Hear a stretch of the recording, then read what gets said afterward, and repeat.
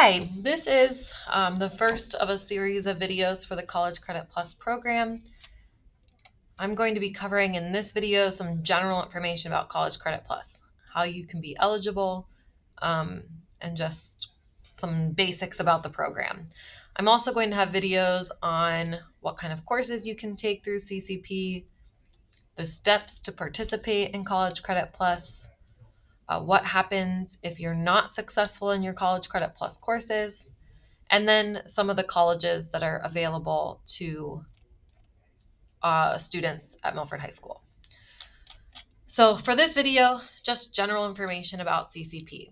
So to be eligible for College Credit Plus, a student must be in grades 7 through 12.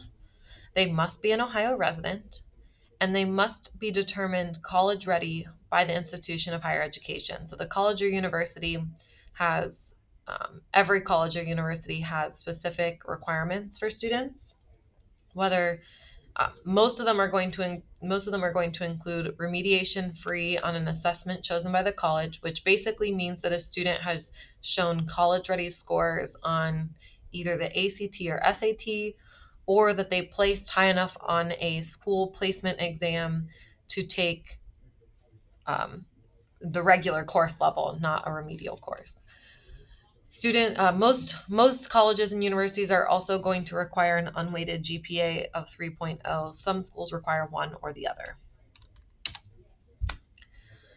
So some general information about College Credit Plus. This is a program where students can take college classes and earn college and high school credit. Students who participate are still a part of Milford High School. They're invited to attend all social events. Student athletes can participate. They just will need to make sure they discuss that with their counselor to make sure they're meeting eligibility requirements. Students are going to have access to their Milford school counselor.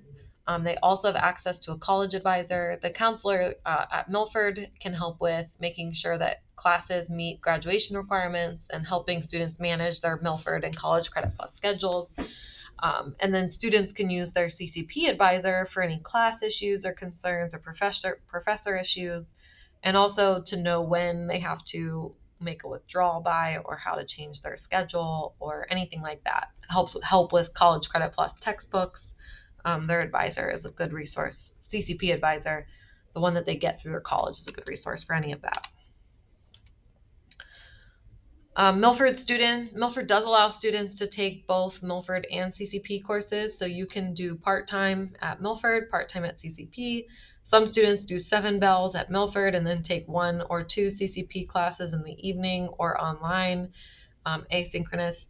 And then some students do 2 classes at Milford and 3 through CCP, and some students do full-time CCP. So we allow the full range of options when it comes to your schedule and where you take your classes between Milford and colleges.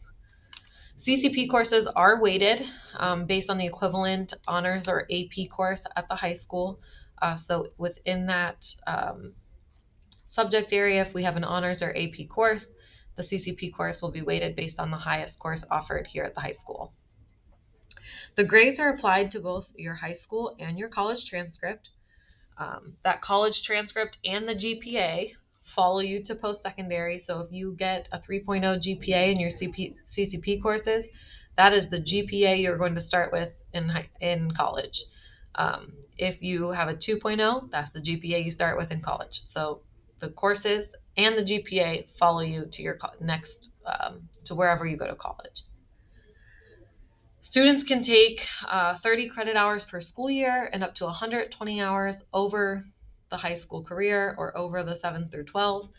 Any classes taken at Milford count towards those 30 hours per year. So if you're taking a full year course at Milford, say for example you're taking American Government, that full year course counts as 3 credit hours, which means that you have 27 credit hours open for CCP.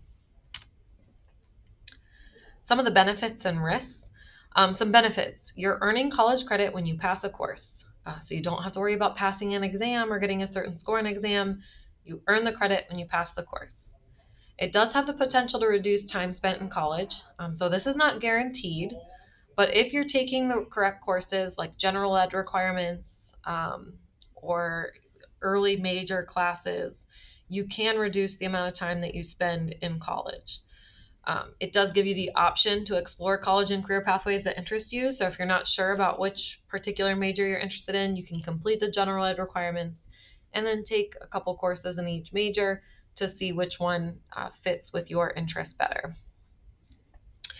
I do think that the best benefit of College Credit Plus is that you can complete your general ed requirements or prereqs for both Milford and college courses.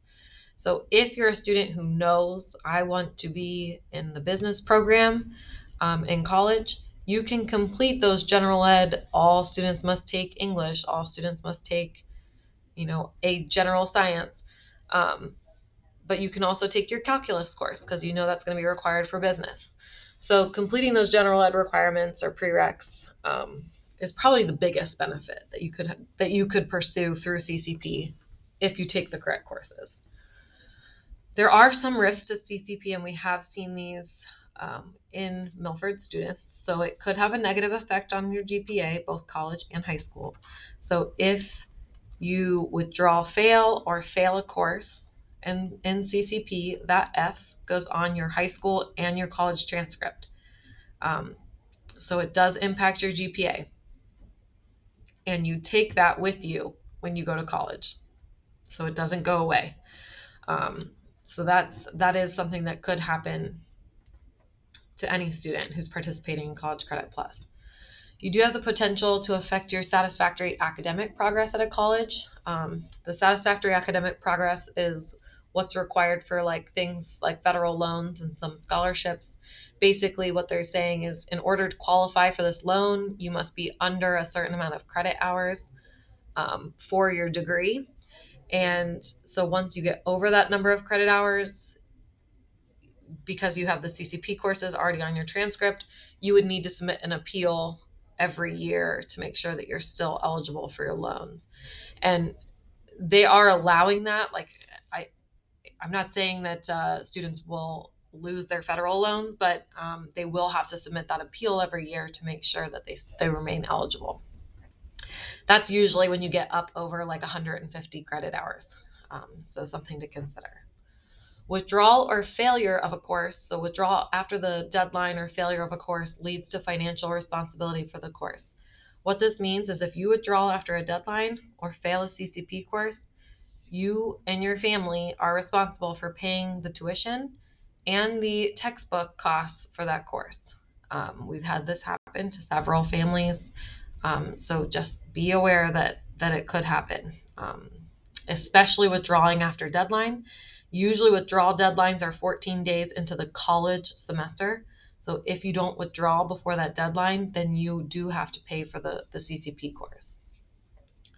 There are some out-of-state and private school admissions considerations. So when you are applying to schools that are not in the state of Ohio or some private schools, they may not recognize those College Credit Plus courses. It just depends on what courses you've taken. So you'll want to have those conversations with the admissions counselors, admissions reps at the colleges that you're applying to make sure that your CCP stuff counts. CCP courses, for the most part, are going to be 100% transferable to any Ohio public school and probably 99% of Ohio private schools. But out-of-state and out-of-state private schools may have different opinions there. So some important considerations: if you're registered with Milford High School and attend CCP courses, you must meet Milford graduation requirements in order to receive a high school diploma. That is a non-negotiable requirement. You must meet Milford graduation requirements, even if you're full-time CCP. In the event that you drop or fail a course, you will be held financially responsible unless you're considered economically disadvantaged. But if you drop a course after the deadline or fail a course, you'll be held financially responsible both for the tuition and the textbooks for that course. Milford will charge you.